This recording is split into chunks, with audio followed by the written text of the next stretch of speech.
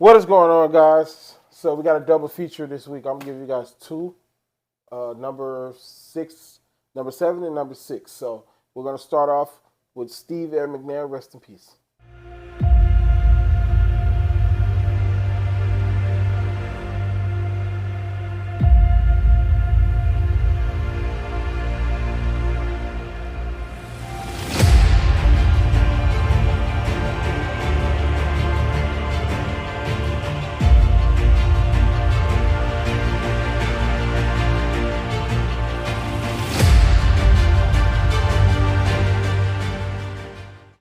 So we're gonna start with Steve Air McNair at number 7 on my list. So we're not gonna talk about the tragedy. We're gonna strictly talk about on the field production because I don't really want to get into that.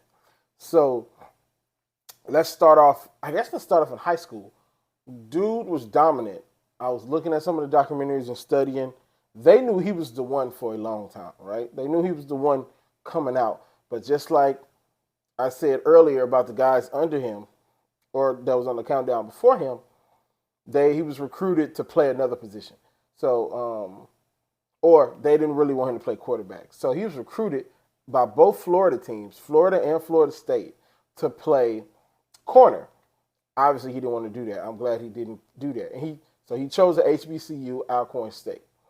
He was so dominant at Alcorn State that he actually is the only player ever from an HBCU to be invited to the Heisman Trophy ceremony.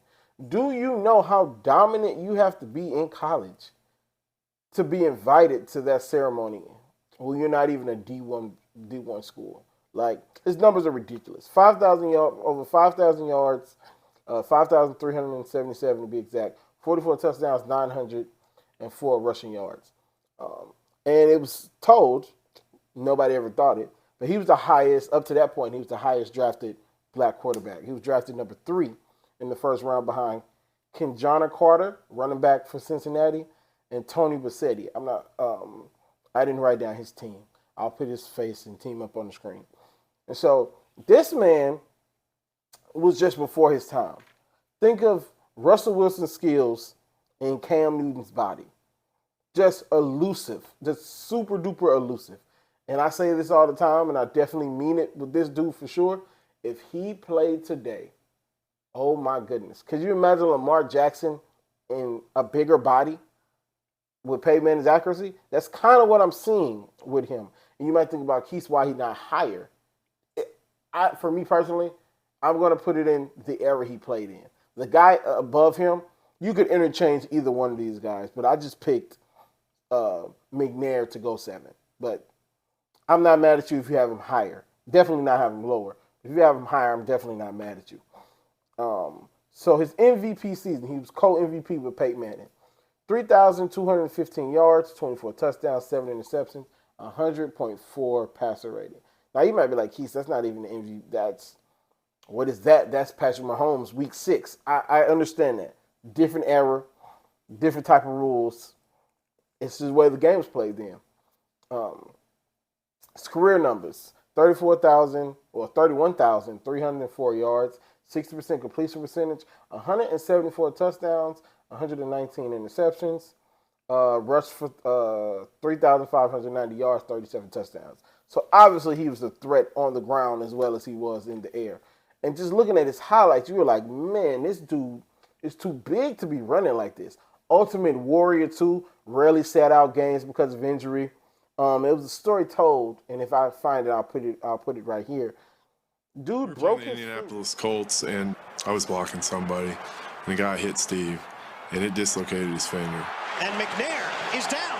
McNair's down, holding his throwing hand. And I'm nervous. I'm over here making league minimum. You know, we're talking about a guy making not league minimum, and he's in pain. And his finger was bent the opposite way.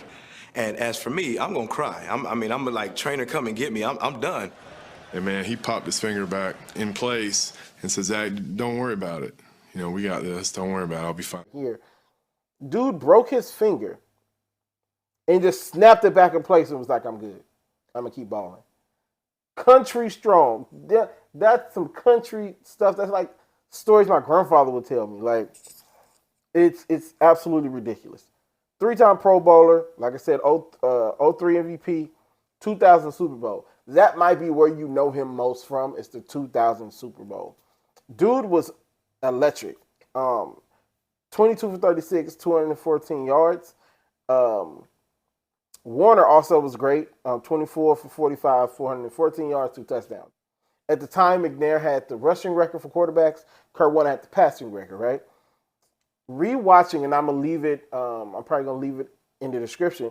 Watching the last drive, his team failed him. We talking about Eddie George missing a pass, hit on the back. We talking about guys not catching his balls. Like, his team failed him up until that last play when I can't remember his name. I should. I'm from St. Louis, but that last tackle was everything. That last tackle kept him from immortality because there's no way he should have lost that game with that masterful of a second half and the second drive. It was just phenomenal rewatching it and not really being into football like that. At the time, I was like 7 when that happened. So this guy was special, super duper special. And that's really all I got for him. Oh, one more thing. I think he would have been better. And this is a personal opinion.